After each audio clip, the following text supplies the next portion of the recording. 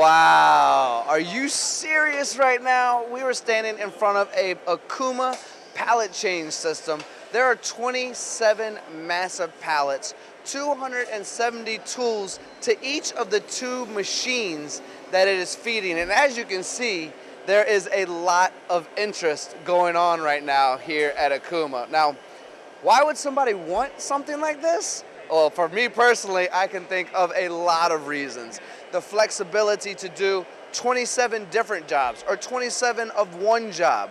The ability to really have redundancy in tooling to try to reduce that labor shortage that we're all battling. When you look at a system like this is how you create true productivity at a size that's not just small part or large part. You can do multiple parts and everything in between. We are here again on camera, Paul, and I got you here to talk about this machine, except there's also a really funny word to say, or fun word I should say, about what this system is called.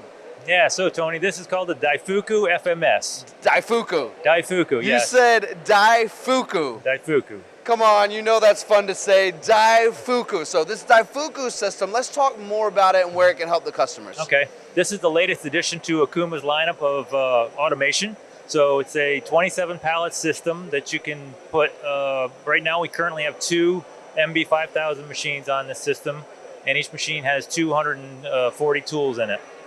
It's incredible. You think about feeding 2 machines at the same time. I'm looking around, and I think you've purposely done this, but I'm looking around, it looks like every job cell is different right now. Yes, yep, right now it's pretty much, you can configure it however you want. You could have 27 of the same part on here, or you could put separate jobs on every pallet.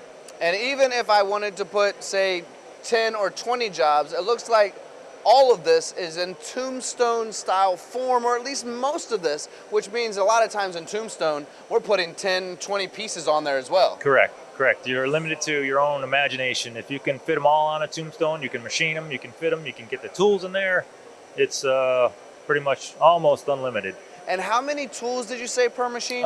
We have 260 tools on each machine. 260. So let me correct that. I think I said 270 to introduce this, but 260. And the point of all these tools is to either have redundant tooling for some of the harder materials, or just an excess of tooling because of all of the different pallets, right?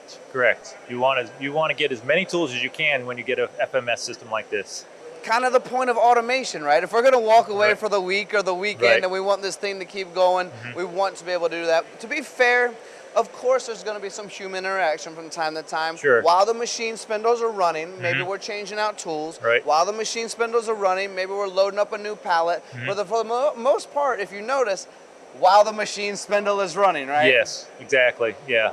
You can load it up with tools. Ideally, you want to be presetting your tools offline, but you don't have to. You can touch your tools off in the machine. So again, endless possibilities. Yeah, and I like, you know, we talk a lot of times about real estate space inside of factories and how we're sometimes limited. In my opinion, although this is a big sell, and as I back out and see just its true massive size, based on footprint, it's actually, by comparison, pretty good footprint for the size and what it's capable of doing. Would you agree with that? Oh, absolutely. Using the vertical storage system is great for footprint.